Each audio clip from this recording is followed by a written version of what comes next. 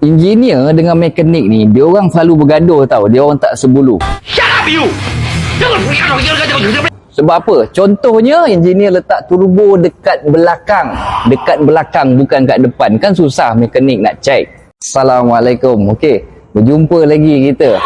Okey, kat sini saya cuma nak bagi tahu, okey, X50, S70, X90 semua sana, dia orang punya turbo dekat belakang. Okey.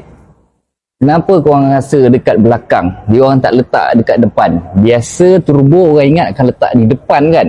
Okey, saya bukanlah engineer ataupun mekanik, tapi saya ada buat research sikit lah. Okey, tujuan siput turbo tu dia letak dekat belakang. Okey, tujuan utama dia adalah supaya komponen penyejukan enjin. Contoh macam coolant dan semua penyejukan enjin ni. So, dia nak mengurangkan kepanasan tu. Sebab tu dia letak di belakang. Okey, lagi satu, dekat dengan manifold exhaust. Okey, so kita pun sedia maklum yang siput turbo tu dapat power daripada gas exhaust.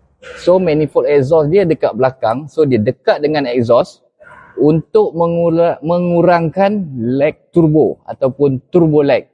Tak pasti mana satu yang betul. Okey, so manalah tahu kan ada engineer tengok video saya ni. So kalau saya salah, betulkanlah. Kita sama-sama share, okey? Itu sahaja. Jangan lepaskan peluang untuk dapatkan kereta sebelum raya. Terima tu.